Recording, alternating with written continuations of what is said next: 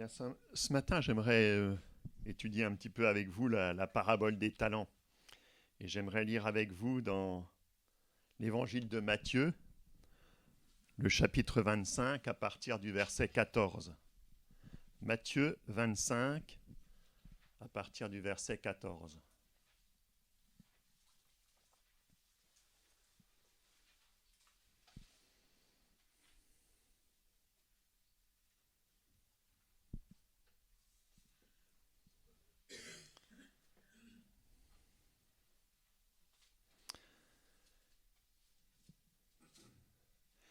Il en sera comme d'un homme qui, partant pour un voyage, appela ses serviteurs et leur remit ses biens. Il donna 5 talents à l'un, 2 à l'autre et 1 au troisième, à chacun selon sa capacité, et il partit. Aussitôt, celui qui avait reçu les 5 talents s'en alla, les fit valoir et il gagna 5 autres talents. De même, celui qui avait reçu les 2 talents en gagna 2 autres. Celui qui n'en avait reçu qu'un alla faire un creux dans la terre et cacha l'argent de son maître. Longtemps après, le maître de ses serviteurs revint et leur fit rendre compte. Celui qui avait reçu les 5 talents s'approcha en apportant 5 autres talents, et il dit : Seigneur, tu m'as remis 5 talents, voici, j'en ai gagné 5 autres. Son maître lui dit : C'est bien, bon et fidèle serviteur, tu as été fidèle en peu de choses, je te confierai beaucoup. Entre dans la joie de ton maître. Celui qui avait reçu les 2 talents s'approcha aussi, et il dit : Seigneur, tu m'as remis 2 talents, voici, j'en ai gagné 2 autres. Son maître lui dit : C'est bien, bon et fidèle serviteur, tu as été fidèle en peu de choses, je te confierai beaucoup. Entre dans la joie de ton maître. Celui qui n'avait reçu qu'un talent s'approcha ensuite, et il dit : Seigneur, je savais que tu es un homme dur, qui moissonne où tu n'as pas semé, et qui amasse où tu n'as pas vanné.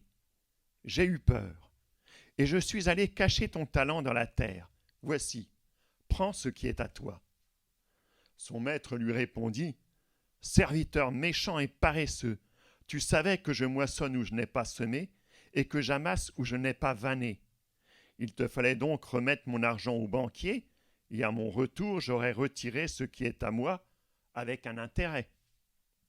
Ôtez donc le talent, et donnez-le à celui qui a les 10 talents, car on donnera à celui qui a, et il sera dans l'abondance.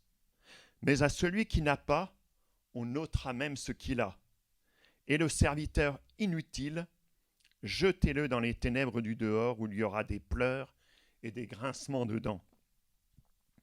Amen.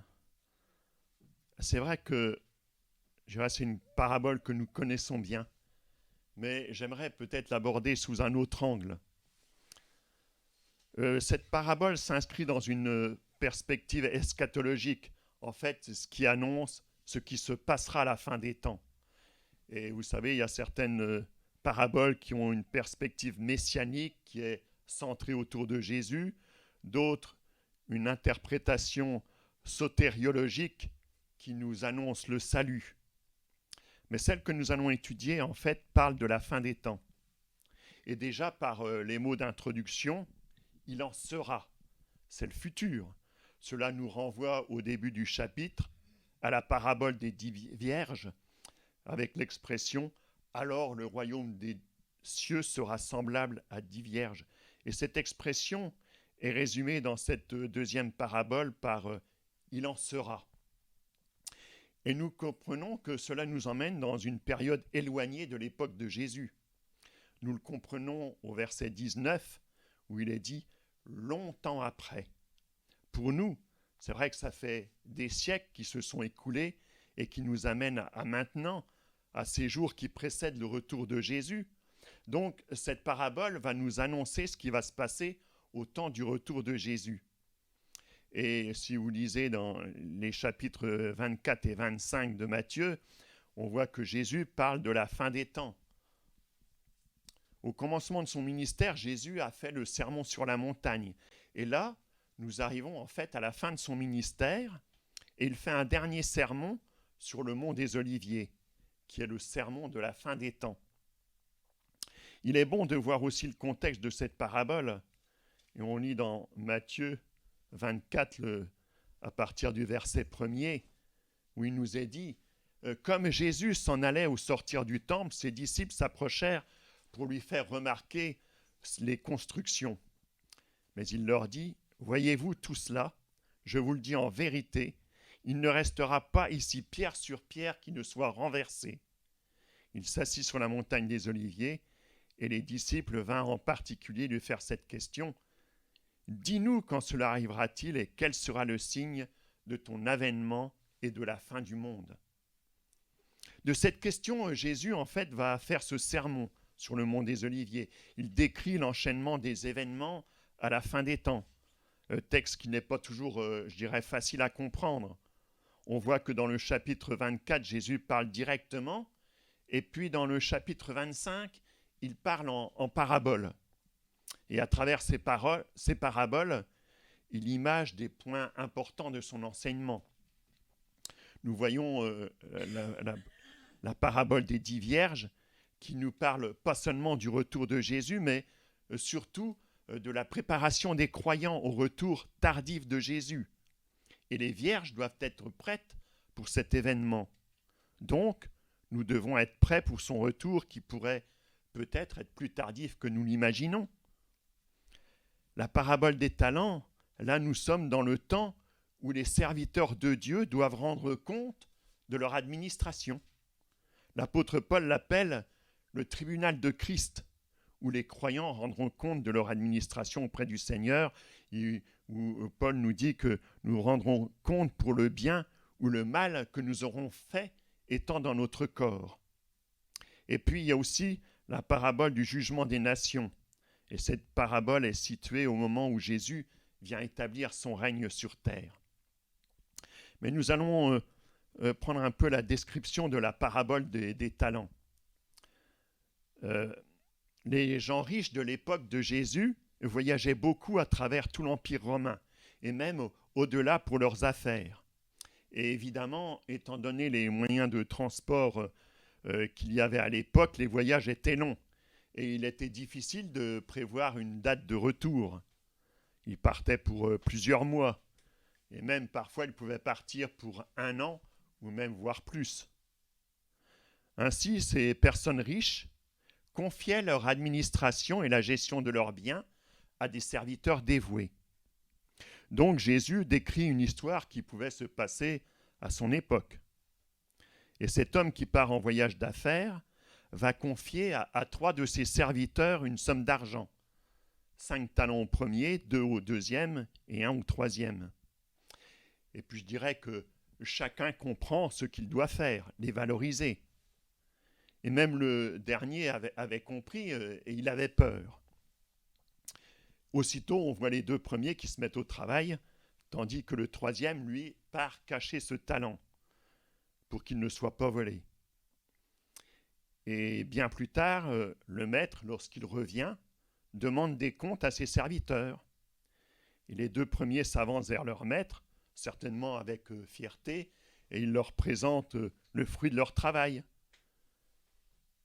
Voici les 5 deniers que tu m'as donnés, en voilà 5 autres, et puis l'autre, voilà les 2, en voilà encore 2 autres. Et on voit que le maître les félicite. Il y a même une promesse de promotion, hein. Je te confierai beaucoup, entre dans la joie de ton maître.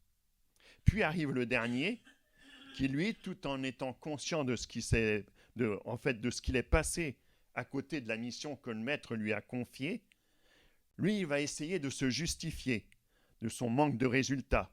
Je sais que tu es un maître dur, mais en fait, le maître ne l'écoute pas et il est fâché. Et il va même lui enlever le talent qu'il a et le chasser de sa présence. Maintenant, on va essayer d'analyser la parabole. Qu'est-ce que Jésus veut nous dire à travers elle ? C'est vrai que cette parabole est très connue, elle est simple, mais pas simpliste. Elle est profonde et nous révèle des surprises. Elle est pleine de la sagesse de notre Seigneur. La première surprise, c'est pourquoi est-ce que les talents ne sont-ils pas répartis également entre les serviteurs? Parce que, vous savez, on a un Dieu qui ne fait pas de favoritisme. Il aurait pu faire une part égale, en donner, par exemple, 3 à chacun. Mais vous savez que l'égalité n'est pas forcément un principe biblique.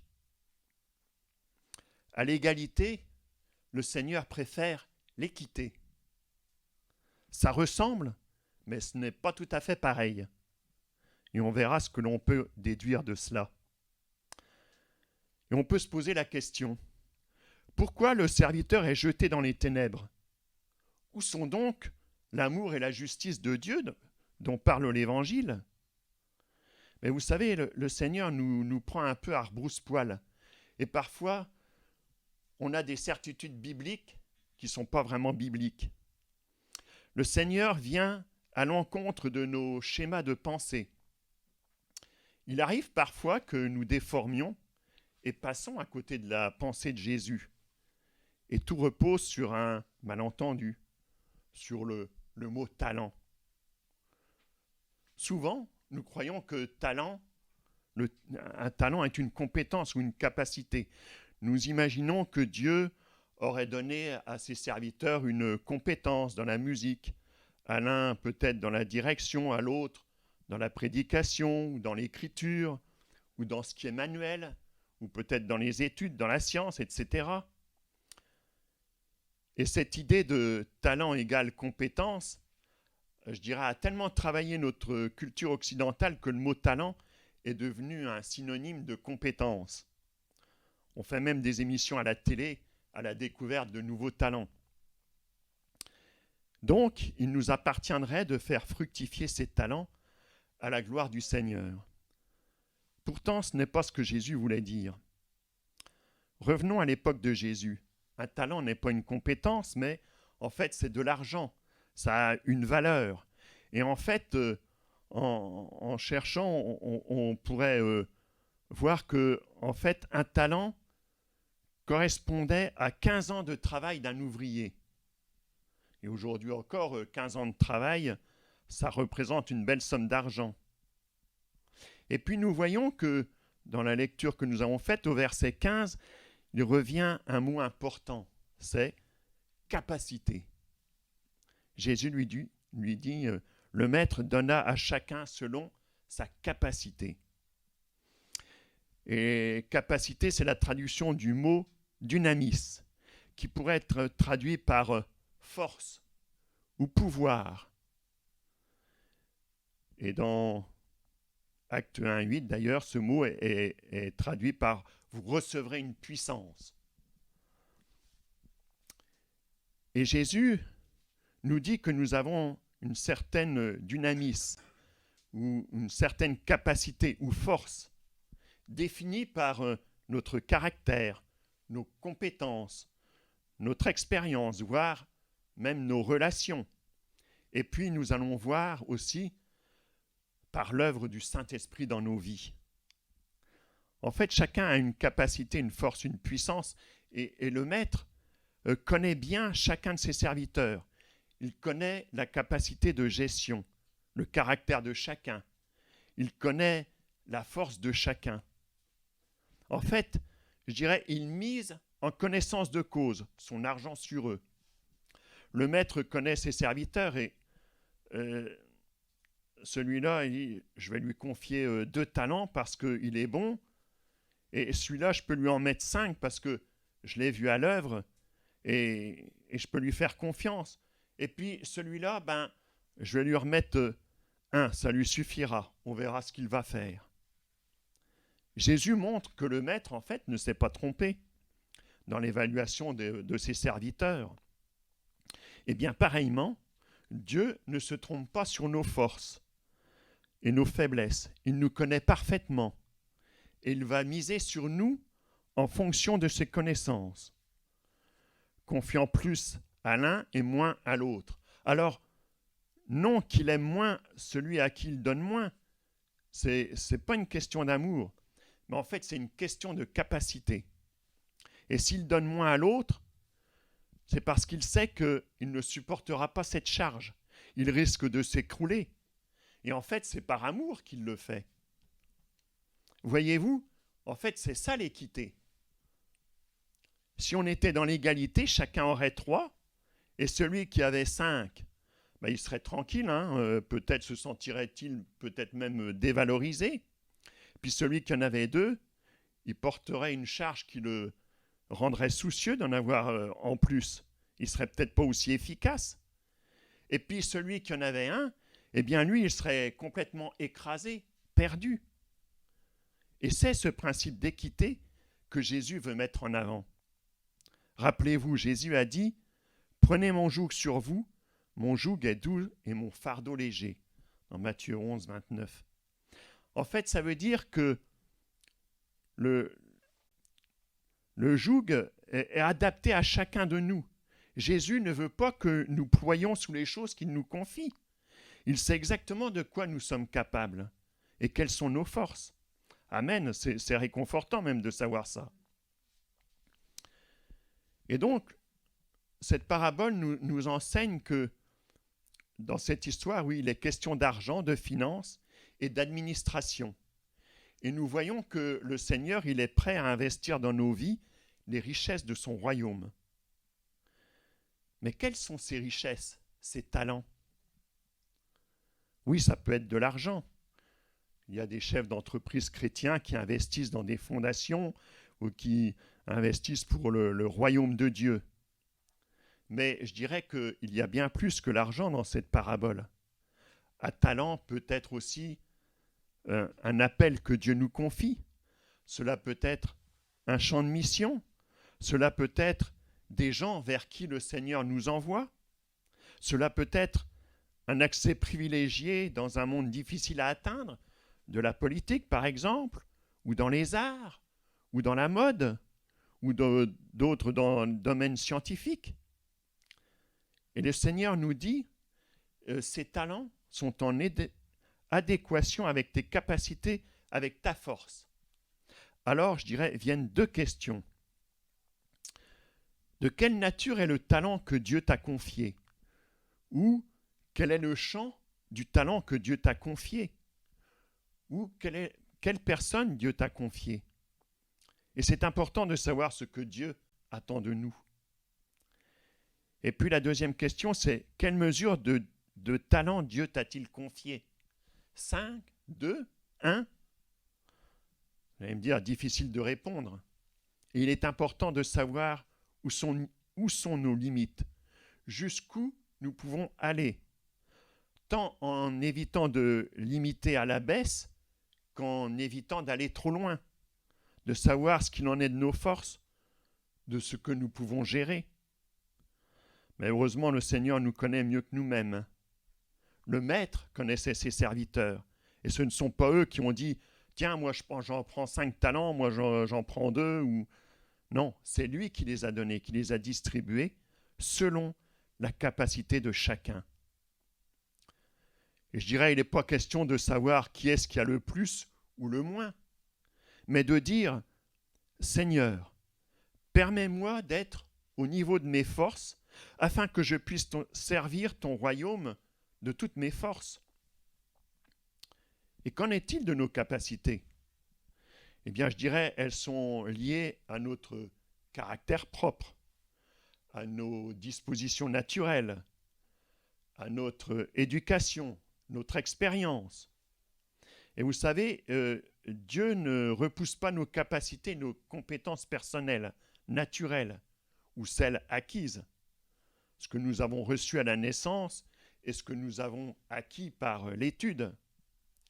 Mais malheureusement, à cause du péché, les hommes ont souvent usé de leurs compétences pour des objectifs égoïstes, destructeurs ou corrompus. Et nous, en tant qu'enfants de Dieu, nous nous engageons à sanctifier nos capacités, nos compétences, à les développer et les mettre au service du royaume de Dieu et pour le bénéfice des autres. Alors nous devons établir une différence entre compétences personnelles et dons divins. Les capacités divines sont liées à la nouvelle naissance et au baptême de l'Esprit. Le Seigneur nous donne des dons. Alors, nous voyons différents dons, un don d'intendance dans Romains 12, les dons spirituels. Vous pouvez lire les chapitres de 1 Corinthiens 12, 13 et 14 qui en parlent. Et ces dons sont des capacités surnaturelles qui ne viennent pas de nous, mais qui nous sont données par le Seigneur. Mais cela n'exclut pas de se former. J'ai moi-même fait des formations pour parler en public, pour diriger une réunion, et puis d'autres encore. Et notre pasteur Francis a lui aussi fait des formations pour se perfectionner. Et c'est nécessaire, c'est utile.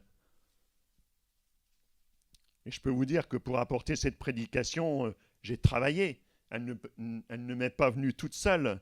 J'écoute des prédicateurs, je lis des ouvrages, je reprends des idées, ce qui me parle, et je le travaille. Et nous avons tous des efforts à fournir pour le royaume de Dieu. Du travail pour préparer quelque chose, du travail pour grandir. Ces capacités ont pour origine la grâce de Dieu.